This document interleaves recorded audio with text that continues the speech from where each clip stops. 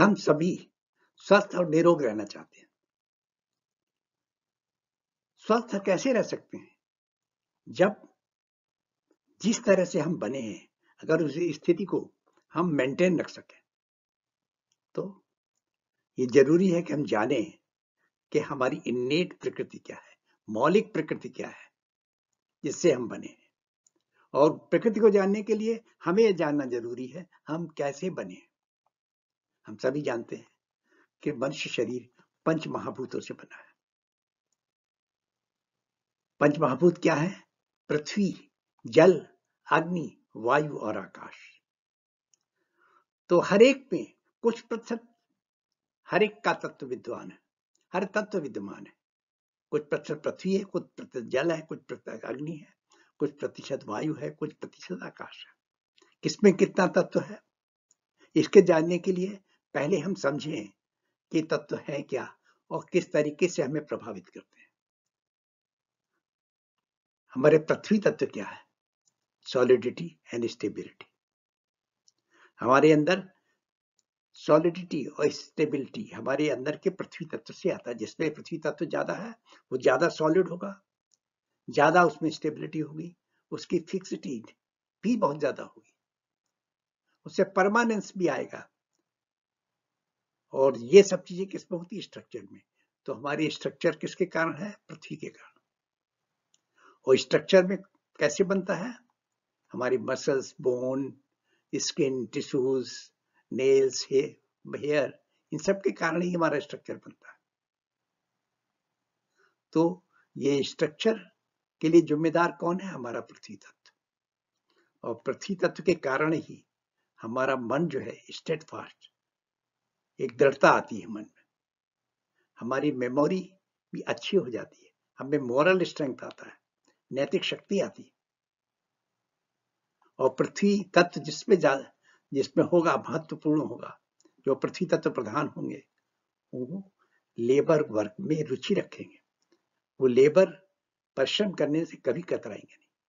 लेकिन वहीं अगर एक्सिस ऑफ अर्थ हो जाए तो क्या होगा? हमारे अंदर बहुत रिजिड हो जाएगा, हमारा नेचर कैसा हो जाएगा? रिजिड। और स्लगिशनेस आएगी, आलसपन आएगा, और इस कारण हम वेट गेन कर लेंगे, हमारा वजन बढ़ जाएगा। अगर हम एक्सिसनेस से नॉर्मल होना चाहते हैं तो क्या करें? To enhance, to improve, what should we should do? We should walk barefoot on grass. दूसरा तत्व कौन सा है हमारे शरीर में जो बहुत ज्यादा बहुतायत में है? वो है जल तत्व। हमारा जितने भी डाइजेस्टिव जूसेस हैं, रस बनते हैं खाने के बाद, खाना पचाने के बाद, जो रक्त बनता है, लिम्फ बनता है, लार बनती है, इस तरह के बहुत सारे फ्लूइड बनते हैं, उसमें कोहेजन आता है, इवन ज्वाइंट्स में बहुत सारा लुब्रिकेशन जाता है। ये सब किसके कारण? जल तत्व के कारण। और जल तत्व के कारण ही इंफॉर्मेशन और एनर्जी ट्रांसमिशन होता है। जो इंफॉर्मेशन बॉडी का एक पार्ट दूसरे पार्ट को देता है वो जल तत्व के बहुतायत के कारण, क्योंकि ब्लड से ही सर्कुलेट होता है शरीर में। और इसी तरीके से जैसे हाइड्रोलिक पावर होती है तो एनर्जी ट्रांसमिशन के लिए उसी तरह से जल तत्व जिम्मेदार है। लेकिन साथ ही साथ जल हमें क्या देता है? Flowing with emotions. अगर जल तत्व ज्यादा है तो will be flowing with emotions. और यही अगर जल तत्व बहुत ज्यादा हो जाए तो उससे ज्यादा क्या हो जाएगा? हमें लिथार्जी आ जाएगी, कंजेशन हो जाएगा और इमोशनल इंस्टेबिलिटी। हम अपने इमोशंस में बहुत जल्दी बह जाएंगे। तो जब इमोशंस, भावनाएं बहुत ज्यादा होंगी तो हम भावनाओं में बह जाएंगे तो क्या हो जाएगा? हमारी बहुत ज्यादा परेशानियां बढ़ जाएंगी। To harmonise, express emotions freely, इससे भी आप शेयर कर सकते हैं, जिससे कि आप के शरीर में ये इमोशंस कोई और समस्याएं ना क्रिएट कर दें। इसलिए express this emotions freely with home you can. और जल और पृथ्वी तत्व की अगर बहुतायत है तो हम क्या हो जाएंगे? कफ प्रधान। और कफ प्रधान व्यक्ति के क्या गुण है? कफा स्निग्धा शीता गुरु मंदा क्षणाम सना स्थिरा कफा। क्योंकि इसमें ऑयली जल तत्व है, तो ऑयली रहेगी हमारी स्किन, हमें ठंडा लगेगा, वो जल ठंडा होता है ना, तो हमें ठंड जल्दी लगेगी, हमें अपने आप को ठंड से बचाना होगा। हमारा शरीर बहुत हैवी हुआ, मोटापा बढ़ेगा, क्योंकि हड्डियां भी चौड़ी हो जाएंगी, पृथ्वी तत्व ज्यादा है और जल तत्व ज्यादा है, खून भी ज्यादा होगा, तो नेचुरली हैवीनेस आएगी और विस्कस गाढ़ापन भी होगा। और लेकिन हर चीज विस्कस होगी, मतलब हम स्लो होंगे हर चीज में। हम अगर लर्न भी कर रहे हैं, सीख भी रहे हैं, तो बहुत स्लोली लर्न करेंगे। लेकिन अर्थ है, स्टेबिलिटी है, तो हम ज्यादा तक याद करेंगे, मेमोरी स्ट्रांग रहेगी और इसके कारण स्मूथनेस भी रहेगी, स्लिमी चिपचिपापन, वो गाढ़ापन, हर चीज में गाढ़ापन होगा और स्टेबिलिटी होगी। और तीसरा महातत्व क्या है? महाभूतों में तीसरा है अग्नि। हम जो भी भोजन लेते हैं वो अग्नि के द्वारा ही पचाते हैं। तो अग्नि किसके लिए रिस्पॉन्सिबल है? ट्रांसफॉर्मेशन ऑफ एनर्जी के लिए। हमारे अंदर का डाइजेशन कैसे होता है? जठराग्नि से। इसी तरीके से मेटाबॉलाइजेशन के लिए भी अग्नि ही जिम्मेदार है। जो रक्त से रक्त, रक्त से मांस, ये सब तरह तरह की जो अग्नियां है उसकी वजह से होता है। हमारे बॉडी का टेम्परेचर भी अग्नि ही मेंटेन करती है। ये फायर एलिमेंट जो विद्यमान है उसके कारण ही बॉडी का टेम्परेचर मेंटेन रहता है। और अगर अग्नि तत्व प्रधान है तो क्या होगा? हमें अपने विजन, अपने गोल के लिए पैशन होगा, हम चाहेंगे वो लक्ष्य हमारा अवश्य पूरा हो, उसके लिए हम कुछ भी करने की तैयार होंगे। लेकिन यही एक्सेस हो जाए, अगर उसके लिए बहुत ज्यादा हम उत्तेजित होने लगे तो क्या होगा? हमें क्रोध आएगा, अगर कोई भी रुकावट आएगी। और इसी एक्सेस ऑफ फायर के कारण ही शरीर में इन्फ्लेमेशन जगह जगह होने लगे। हालांकि इन्फ्लेमेशन भी जो है शरीर को रोगों से बचाता है, जैसे कि कफ में इम्यूनिटी ज्यादा होती है, इसी तरीके से यहाँ पर इन्फ्लेमेशन हो जाएगा जो कि हमें बचाएगा। और डाइजेशन प्रॉब्लम्स हो सकती है, एसिडिटी वगैरह हो सकती है, अल्सर हो सकता है। तो अगर हम अग्नि तत्व बहुत ज्यादा है तो हमें कोशिश करना चाहिए कि शांत रखें और to be positive.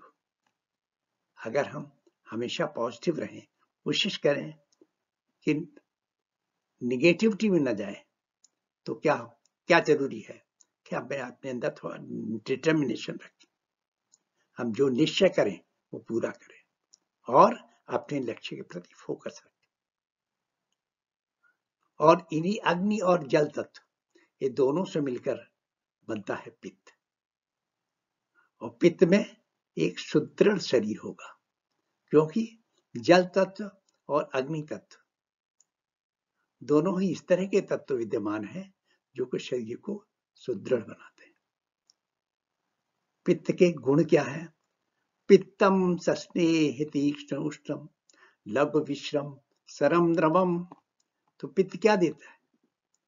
Oily skin ये भी देता है, शार्पनेस भी होती है, क्योंकि शार्प के कारण ही, शार्पनेस ये तीक्ष्ण, शार्प के कारण ही खाना जो भोजन लेते हैं छोटे छोटे टुकड़ों बदल जाता है।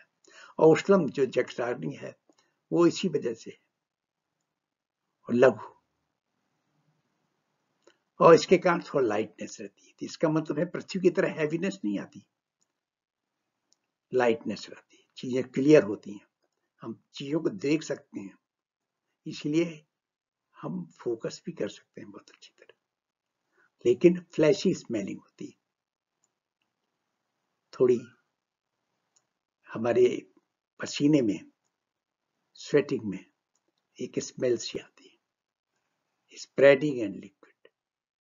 और हमें हर चीज में प्रसारित होती है। क्यों?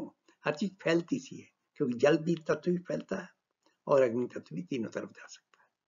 तो एक लिक्विडनेस भी रहती है, फ्लो भी ज्यादा रहता है अगर हम पित्त प्रधान है। चौथा तत्व क्या है? चौथा महातत्व है वायु। पंच महाभूतों में जो वायु है वो बहुत प्रधान है। कि वायु क्या है? प्राण। हम जितने भी जीवित प्राणी हैं सब वायु पर निर्भर है।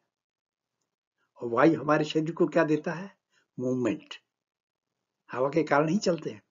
रेस्पिरेशन, हम सांस लेते हैं, हमारा ब्लड सर्कुलेशन करता है, वो मूवमेंट ही है। तो जितनी बॉडी के मूवमेंट हैं, चाहे सांस लेना हो, चाहे नर्व्स का चलना हो, चाहे इंपल्सेस पहुंचते हो, चाहे गैस के मूवमेंट होते हो बॉडी के अंदर, ये सब वायु के कारण है। और इसी वायु के कारण हम हर चीज को वी लॉजिकली डिसाइड, जो भी निर्णय लेते हैं वो बड़े लॉजिक पूर्ण होता है।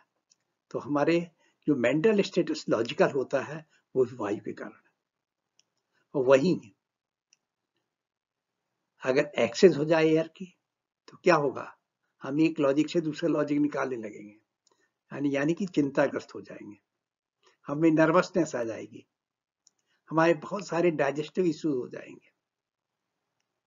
क्योंकि खाने के लिए और मेटाबोलाइज होने के लिए वायु का एक सीमित मात्रा में रहना चाहिए। अगर ज्यादा होगा तो क्या होगा? हमारा रस सूख जाएगा, तो रक्त सूखने लगेगा तो क्या होगा? कि हमें रक्त कम हो जाएगा। और इसमें हम फ्लेक्सिबल होना चाहते हैं। अगर हम चाहते हैं कि फ्लेक्सिबिलिटी आए तो क्या हो? कि हम अपना माइंड ओपन रखें और दूसरों के प्रति, दूसरे जो हमारे लिए करें, उनके ग्रेटिट्यूड हम बताएं, उनके हम कृतज्ञ हों। और पांचवा महातत्व क्या है? पंच महाभूतों में आखिरी तत्व है आकाश, अर्थात शून्य। क्योंकि वायु तभी चल सकती है जब कहीं शून्य हो, कहीं वैक्यूम हो। और ये वैक्यूम के लिए हमारे शरीर में कहां पर है? Spaces with in the body, जो कि खाली स्थान है हमारे शरीर के अंदर। और ये जिम्मेदार है हमारे हियरिंग और कम्युनिकेशन। क्योंकि कम्युनिकेशन के लिए, साउंड मूव के चलने के लिए क्या चाहिए? स्पेस, शून्यता चाहिए। तो कम्युनिकेशन और हियरिंग इज बिकॉज ऑफ आकाश। और ये किसके लिए जिम्मेदार है? Meta intelligence. हम जितने भी ईश्वरीय तत्व को सोचते हैं, हम थिंकिंग जो हमारे अंदर रहती है, थिंकिंग को जो हम मॉनिटर करते हैं, वो भी इसी के कारण। तो अगर एक्सेस हो जाए तो क्या है? फोकस हमारा कम हो जाएगा। अगर आकाश तत्व एक्सेस हो जाए तो हम लैक ऑफ फोकस होगा और हम थिंकिंग, ओवर थिंकिंग करने लगेंगे। क्योंकि हम ये आकाश तत्व ही हमारी मॉनिटर करता है थिंकिंग को। अगर ये एक्सेस हो जाए तो क्या होगा? हम ओवर थिंकिंग करने लगेंगे। तो ऐसे में अगर हम आकाश तत्व को इंप्रूव करना चाहते हैं तो किसके द्वारा हो सकता है? मेडिटेशन के द्वारा। और इन्हीं वायु और आकाश तत्व से मिलकर हमारा वात बनता है, जिसे तीसरी प्रकृति है वात। अगर हम वात प्रधान हो तो वात के गुण क्या है? वाता तत्र रूक्षो लघु शीतासरा सूक्ष्मशलो नीला। अगर जिसमें वात ज्यादा होगा तो क्या होगा? क्योंकि इसमें पृथ्वी तत्व भी कम है और जल तत्व कम है। या पृथ्वी जल तत्व कम है जिसके कारण वायु और आकाश तत्व ज्यादा है, तो क्या होगा? हमारी बॉडी में पृथ्वी तत्व कम होने का और जल तत्व दोनों कम होने के कारण क्या होगा? स्लिमनेस आ जाएगी, दुबला पतला शरीर होगा, वेट ज्यादा नहीं होगा, ड्राईनेस होगी। क्योंकि वायु तत्व है, वायु सुखा देता है। तो ड्राई स्किन होगी, हेयर नेल सभी ड्राई होंगे। जब हमारा बॉडी फ्रेम में बहुत लाइट होगा, बहुत हल्का होगा, ज्यादा वेट नहीं होगा, और वहीं लाइट होने की वजह से मूवमेंट्स बड़ी क्विक होगी, बहुत तेज मूवमेंट्स होगा, याददाश्त भी बहुत जल्दी तेज होगी। साथ में कोल्डनेस, हमें हाथ पैर ठंडे लगेंगे, सो हमें ठंड भी जल्दी लगेगी। और हर चीज, क्योंकि दोनों वायु और आकाश तत्व दोनों इरेगुलर है, वो कहीं भी जा सकते हैं, कैसे भी, तो बड़ा इरेगुलर होगा। तो this causes irregular bodily functions, erratic digestion, erratic sleep pattern, हमारा सोने का पैटर्न भी जो है इरेटिक होगा। और इस कारण क्या होगा, रफनेस आएगी, that will lead to rough skin, त्वचा खुरदरी, हेयर पे हेयर टेक्सचर भी रफ होंगे। साथ में क्योंकि एयर वायु तत्व है, वायु तत्व जो है मूवमेंट उसमें बहुत ज्यादा होता है, तो ये गवर्न करता है हमारे, governing all movements including nerve impulse, blood circulation, breathing, ये सब वायु तत्व के कारण, वायु और आकाश तत्व के कारण, जीवात के कारण होता है। अगर सच पूछा जाए तो हमारा पित्त और कफ दोनों पंगु है, इसलिए एक श्लोक आता है आयुर्वेद में, पित्त पंगु कफ पंगु पंगवो मल धातवा वायुना ही यत्र नियंते तत्र गच्छन्ति मेघवत। वायु तत्व जिस तरफ ले जाता है, हमारे कफ पित्त भी उधर ही जाते हैं। इसका तो सारा डायरेक्शन जो है वात से ही आता है। तो जो लोग वात प्रधान है वो हल्के शरीर के होते हैं, और जो कुछ अभी वर्णन किया उस तरह के उनके गुण होते हैं। जिससे समझते हैं कि इस तरह से अगर हम अपनी प्रकृति को पहचान पाते हैं कि हमारी प्रकृति क्या है, और इसके हिसाब से अपनी जीवन पद्धति को अपनाते हैं, तो हम स्वस्थ रह सकते हैं और निरोग रह सकते हैं। साथियों, अगर ये वीडियो आपको अच्छा लगा हो और आपको अपनी प्रकृति पहचानने में कुछ मदद मिलती हो, तो फिर आप इसको लाइक अवश्य करिए, तथा अगर अब तक सब्सक्राइब ना किया हो तो इस वीडियो को सब्सक्राइब करें, जिससे कि हमें प्रेरणा मिले और हम उत्साहित हो कि हम और इस तरह के वीडियो बनाएं।